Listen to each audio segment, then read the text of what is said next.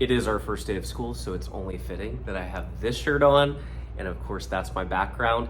This right here is going to be a freebie on my Teachers Pay Teachers store, and I'm gonna send that out. So if you're not following my TPT store, it's linked down in the description below. I like to send out a freebie for Google Classroom headers and backgrounds, so there's usually more than one. And this is available in my Amazon merch store, which is linked down below as well. And it was designed with Danielle Gilliland at Surviving the Middle. She and I design all of my merch, and she is incredible. And I love this shirt. This is year 10 in teaching for me. We are on a modified schedule. We have about 30 minutes with students. So I wanted to do a fun getting to know you activity where my students don't feel like they are being put on the spot, but they're learning about me as a team. I saw this on Alicia Garcia's TikTok. She did this with index cards where students had to sort facts as true or false. And I decided, of course, to laminate and create something that I could use next year. So my students are going to sort 10 truths and 10 lies. So if you played 2 truths and a lie, I kind of based it off of that. So inspo from Alicia, and then just wanted to add some more facts. Also, she had written them out on index cards, which would be fine. I'm just lazy and I like reusable. So students will have to identify as a group if they think this is true or false, and place 10 facts on the true side and 10 facts on the false side. I have been skydiving. I have never had a broken bone. My principal was my 7th grade science teacher. I did live in Athens, Greece until I was 3 years old. As a group, I'm gonna put a 10-minute timer on the board, and their groups will sort through them, and then I have a slide that tells them what was true and what was false. So that's 10 truths and 10 lies, something quick and fun to get my students engaged. Y'all, it is 6 a.m. Tell me you're a teacher back at school without telling me you're a teacher back at school. It is the first full day in class, and I've got all of my supplies set out for the extremely exciting egg drop challenge. Lots of egg puns coming today. Most of the stuff I already have as classroom supplies, and I keep stocked kind of in my STEM cabinet, and I'll show you in a second. But what I did get this morning is water bottles from the store, and the eggs themselves. They are in the refrigerator. But I've got this on Teachers Pay Teachers. It's the student worksheet. These are the reflection questions. Students are going to get 5 minutes as a group to plan out what they want to build as their device or contraption that is going to keep their egg from cracking when I drop it from on top of this table from the ceiling to this concrete floor. And then the twist is they have 15 minutes. I might shorten it today to 10 so they have enough time for the questions because this is their first grade.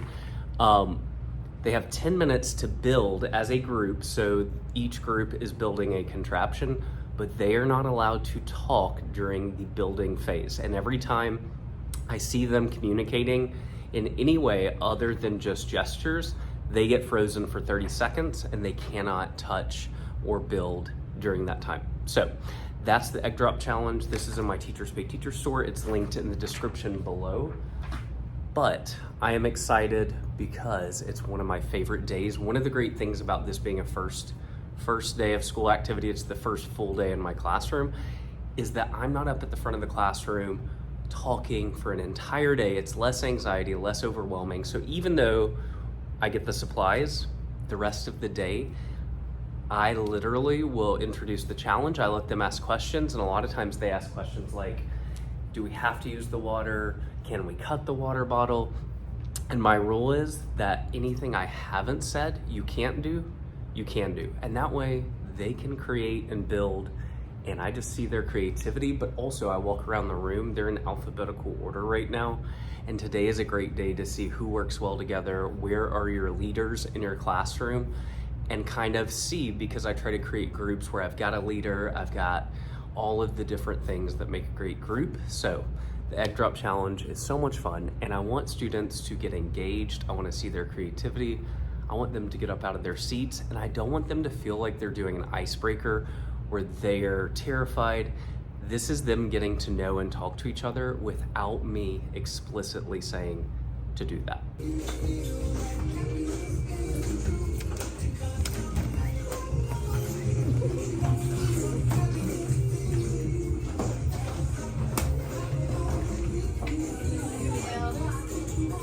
Seconds.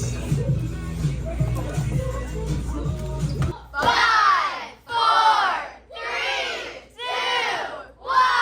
Happy New Year. That was so much. It's 1, 2, 1. Go. That's not so good. Our survive. We have 3 survivors.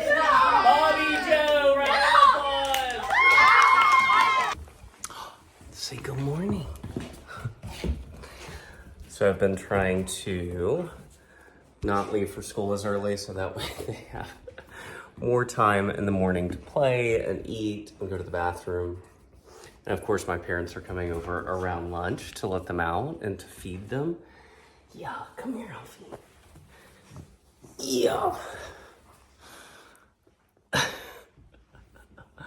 So it's about 6:40. I woke up at 4:30, so we've been out for about 2 hours.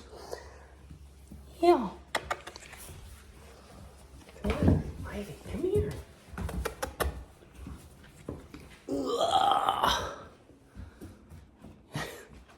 Today is Thursday, and I have actually made a salad. Y'all should be so proud of me. I am proud of myself. It's got grilled chicken with pesto. So I actually started, once I get into routine, I start things at a certain time so that by lunch, we're already ready to go. Because y'all know 25 minutes goes by like this, and I've got to take my 6th graders to lunch and make sure they know what's going on. When are we coming back? And we have had 4 different schedules for 1 week. And it drives me nuts because we're trying to get 6th graders into a rhythm and routine, just like us as teachers. And then we have another schedule next week, and then another. Anyways, the fact that I have a salad today, to me, is like a miracle. We've got 25 minutes for lunch. I'm trying to do this vlog for y'all as well. And of course, there's gonna be a lot of missing stuff, because that's just...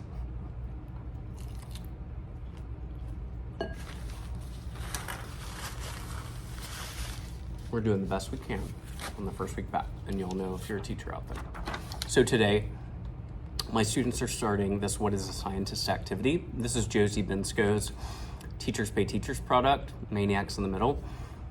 We did this in our Get Your Teach On session, and I've modified it a little. This is something that I kind of added to hers. We start by illustrating what a scientist looks like, and that's my warm-up for the day. So what are words that describe what a scientist looks like? What do you think of when you think of a scientist? What are they wearing? All those different descriptors. They are going to draw it, and that's what they just started before lunch. And I gave them 2 boxes, so if they mess up over here, this can be like a rough draft. We're gonna cut this one out. And then on a separate piece of paper tomorrow, we're going to glue the picture that they drew, and I'm gonna be taking their pictures out in the hall after lunch right here, and I'll print them out tonight, hopefully.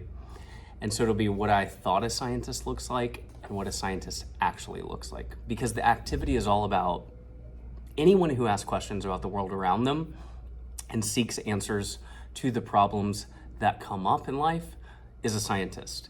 And also, scientists are diverse. They have lots of different occupations, and that's the thing that we really want to drive home is what are our preconceived notions and what do they actually look like? And this is a great thing to put out in the hallway. I send this home with students and I laminate them, so it's a great memory of science. And it's also fun at the end of the year, I keep these out in the hallway on a display. It's fun to look back and see what your students look like. And now I have a picture for our slideshow and all those sorts of things. So a great activity to get us going. And again, a website that's a great resource. I have the posters out in the hallway called imascientist.info. And the posters were free, but typically they run out, but they have digital resources where you can introduce a whole range of diverse scientists, from the diverse jobs that they actually occupy to the actual diversity that exists in the scientific community. And it's a great series. You can go and use it. I'll put that resource right here in this video to check out. So I hope you guys are having a great day. I will keep vlogging on, and we are trying to make it to tomorrow, to our house sorting pep rally. Tell me you teach middle school without telling me you teach middle school. I'll go first. Today is our house sorting assembly, so we will be having a school-wide pep rally starting at 1:30, and they're going to sort our sixth graders and new students into their houses. I'm in the house of New Kamori, and I will also be videoing for the school. I've got my gimbal, and we're creating a back to school video for our first week to showcase everything going on. But we like to go big. We've got the Ron Clark Academy house system, and we chose 6 houses. We've got Amistad, River, New Kamori, Isabindi, Altruismo, and Andraka. And students earn points together in their houses. And of course, we're always updating that competition on the morning news. And I'm gonna link the Ron Clark Academy house system down below because a lot of people have questions, but it's a great community builder and a way to get students connected. And in class, we are finishing up our What is a Scientist activity. They are doing a What is Science vocabulary when they're finished. We've set up our binders. They're researching their houses. My 7th graders are already sorted, and my 6th graders will be, so they're getting to know them. And then we're headed to the pep rally at the end of the day. And that's the end of our first week of school. We just sorted all of our new 6th graders and new students to our school. I brought gym clothes to change into because I am sweaty and gross. And I'm popping 2 Advil because your boy has a headache. And that's on the first week of school in middle school.